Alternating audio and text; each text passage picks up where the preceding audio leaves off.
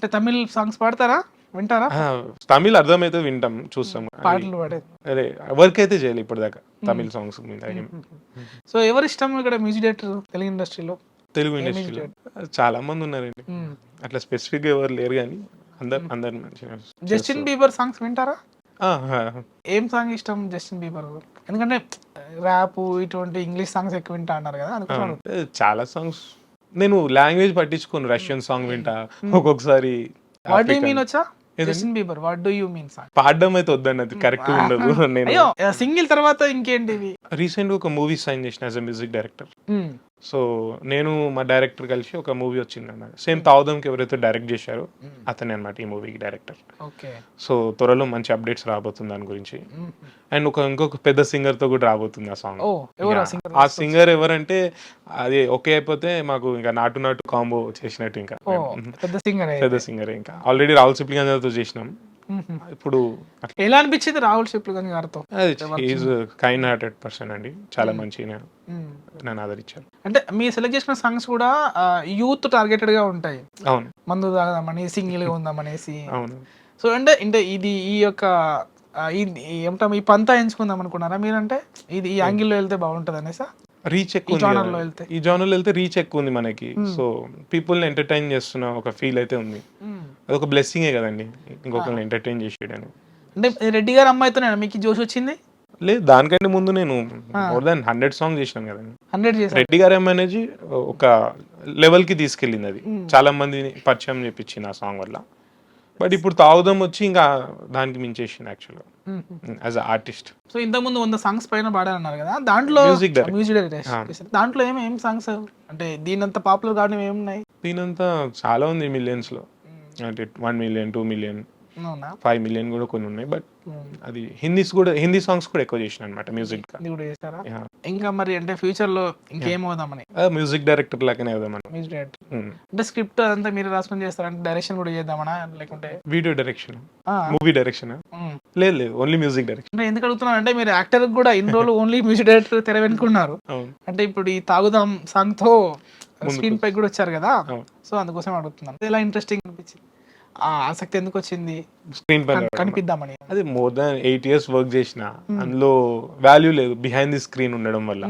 So ఒకసారి అని రావాలనుకున్నా, but ఈ సాంగ్ తో రావాలని రాసి పెట్టినట్టుంది మేబీ. ఓకే, సో అది కరెక్ట్ సక్సెస్ అయింది, ఐఎమ్ హ్యాపీ.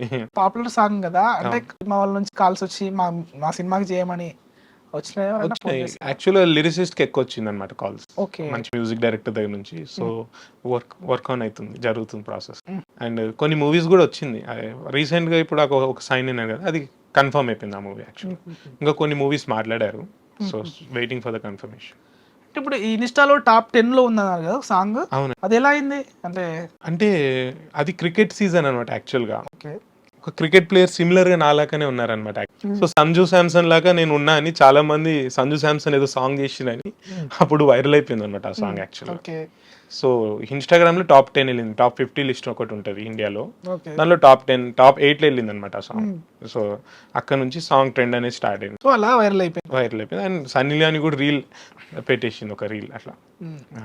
సో మనము అంటే క్లోజ్ చేసే ముందు అంటే మీ వ్యూవర్స్ కి కానీ ఏం చెప్పదలుచుకుంటున్నారు? ఓకే, వాళ్ళందరికీ ఏం లేదండి, థ్యాంక్స్ చెప్పాలనుకున్నా హార్ట్ఫుల్లీ. సో త్వరలో మంచి మంచి కంటెంట్స్ రాబోతుంది ఇంకా. యా, నెక్స్ట్ అయితే సింగిల్ సాంగ్ రాబోతుంది. సో డిసప్పాయింట్ అయితే అవ్వరు మీరు, చాలా బాగా వచ్చింది సాంగ్ అయితే. లాస్ట్ చివరిగా సీను బీట్స్ అనేసి అందరు సీను అంటే శ్రీనివాస్, నా పేరు శ్రీనివాస్ అనమాట. సో సీను ఎందుకు, సిఎన్యు ఎందుకు వచ్చిందంటే మా ఫ్రెండ్ ఒకళ్ళు కాంటాక్ట్ అట్లా సేవ్ చేసుకున్నాడు బ్యాక్ 2016 లోనే ఎప్పుడో. అది ఇంకా సీరియస్ గా తీసుకున్నా, అది బాగుంది కదా అని అదే నా లోగో నేమ్, ఆర్టిస్ట్ నేమ్ లాగా పెట్టేసుకున్నా అట్లా. ర్యాపిడ్ రౌండ్ లాగా 2 questions. మీరు మీ మొబైల్లో డిఫరెంట్ గా ఫీడ్ చేసుకున్న నేమ్ ఏంటి? యానిమల్ అని మా ఫ్రెండ్ ఒకరిని. ఎందుకు యానిమల్ అని చేసేది పడి అడవి పనులే ఉంటదని కాలేజ్ టైంలో అనమాట. ఇప్పుడు అన్ని వెల్ సెటిల్డ్ వాళ్ళు. సో ఒంటరిగా ఉన్నప్పుడు ఏం థింక్ చేస్తా ఉంటారు సీను?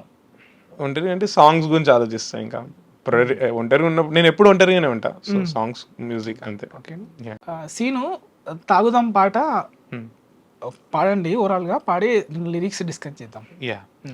దోస్తులను పిలిచేసిన, దావత్ అంతా సెట్ చేసిన, పోరికి ఇంకా గుడ్ నైట్ చెప్పి బాటలు మూత తెరిచేసిన, కోడి కూర వండించిన, కొత్త పాట ప్లే చేసిన, పక్కింటంకుల్లో ఏంటంటే గర్దన్ పైన దోయిసిన, స్ప్రైటులో బ్లెండర్ స్ప్రైట్ కలిపిన, పెగ్గు మీద నేను పెగ్గు లేపిన, లెగ్గు పీసులను లెక్క పెట్టి నేను దోసుగాలకి పంచిపెట్టిన, ఎక్కేదాకా నేను మందు దాగిన, దిగినాక నేను మళ్ళీ దాగిన, ఎక్కిన దిగిన ఎక్కిన, కక్కేదాకా ఇంకా నేను ఆగునా, తాగుదాం మందు తాగుదాం.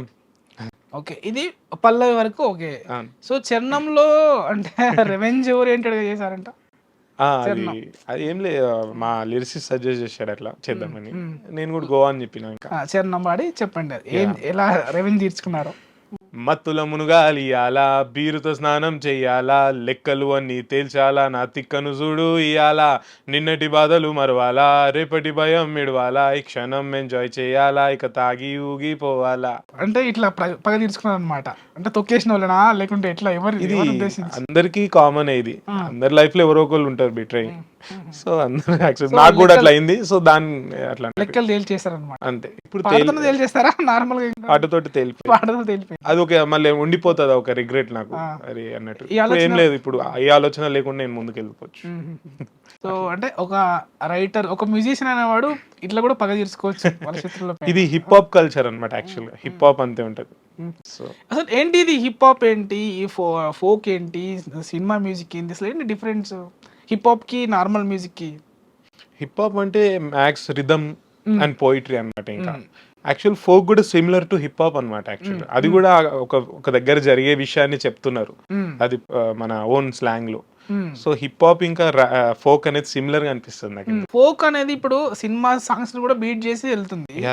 సో అంటే ఇంటర్నేషనల్ స్థాయి, ఇంటర్నేషనల్ లెవెల్ వెళ్తుంది యాక్చువల్ ఫోక్ సాంగ్ కరెంట్లీ.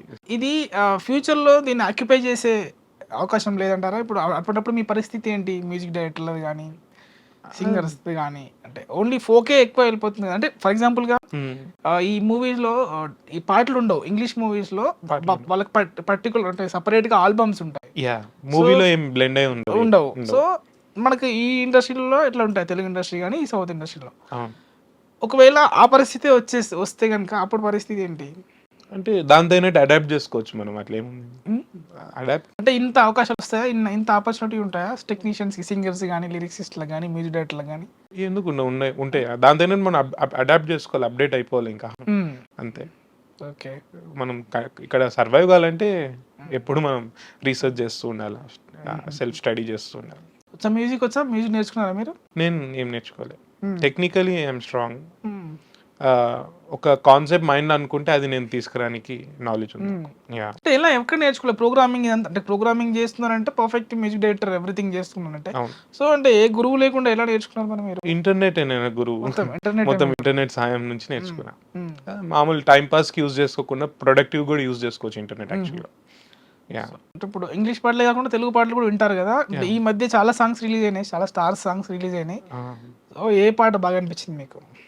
దీంట్లో అంటే మీకు టెక్నికల్ పరంగా చూస్తారు కదా, ఈ టెక్నికల్ వాల్యూస్ బాగున్నారు, లైవ్స్ బాగా యూజ్ చేశారు ఆ సాంగ్. ఓకే, కల్కి సాంగ్స్ అన్ని బాగానే అనిపించింది. అది ఫ్యూచరిస్టిక్ కూడా ఉంటుంది, at the same time pre historic vibe కూడా ఉంది అన్నమాట. అలా డిఫరెంట్ అనిపించింది కల్కి మ్యూజిక్. సో తమిళ్లో ఎవరు మ్యూజిక్ డైరెక్టర్ ఎక్కువ ఇష్టం? ఇప్పుడు అనిరుద్ధే అనుకుంటా, ట్రెండ్లు ఉన్నారు ఆయన. అంటే వాళ్ళ నుంచి ఇన్స్పైర్ అవ్వడమే కాకుండా అంటే తెలియకుండానే ఎక్కడో అక్కడ వాళ్ళ ఇన్ఫ్లుయెన్స్ ఉంటుందా మన మ్యూజిక్ లో? మీ మ్యూజిక్ లో అంటే కొంచెం ఇన్ఫ్లుయెన్స్ చేసుకోవచ్చు, మొత్తం చేస్తే అది కాపీ అని ఇస్తారు, ఐడియా అంతే, ఒక టేస్ట్ ఉంటుంది అలా. అంటే ఫస్ట్ ట్యూన్ వస్తుందా ఇట్లా, లిరిక్స్ కి ట్యూన్స్ వస్తుందా అట్లా? నేనంటే ఎట్లయినా నేను చేయగలుగుతా అండి. ఇప్పుడు నాకు ఒక పారాగ్రాఫ్ ఇచ్చేసి దాని ట్యూన్ చేయమన్నా చేస్తా, మ్యూజిక్ ఇచ్చేసి ఒక హమ్మింగ్ చేసి ఇచ్చి లిరిక్స్ అయినా రాయించుకుంటా, లేదంటే ఎట్లయినా చేసుకోవచ్చు. తాగుదాం ఎలా చేశారు? తాగుదాం ఫస్ట్ తాగి ఊదాం అని ఒక లైన్ వచ్చింది, అక్కడ నుంచి ఇంకా లిరిసిస్ట్ ని కూర్చోబెట్టుకుని పాడి హమ్ చేస్తూ, లేకపోతే అతను నాకు కొన్ని ఇన్పుట్స్ ఇచ్చి అట్లా టు అండ్ ఫ్రో. ఎంత ఉంటుంది రెమ్యూనరేషన్ తెలుసుకోవచ్చా? అవన్నీ మారుతూ ఉంటది కదా, సో చెప్పడం మంచిది కాదు. అంటే మీరు ఇప్పుడు మిమ్మల్ని రీచ్ అవ్వాలంటే అయ్యో మన బడ్జెట్ లో ఉన్నాడంటే వస్తారు కదా, అది పర్సనల్ మెయిల్ చేసుకుంటే బెటర్. ఇంట్రోవర్టా మీరు? కొంచెం కదా, ఎక్కువనే introvert. Okay, thank you Seenu, thank you. చాలా విషయాలు మాట్లాడుకున్నాము.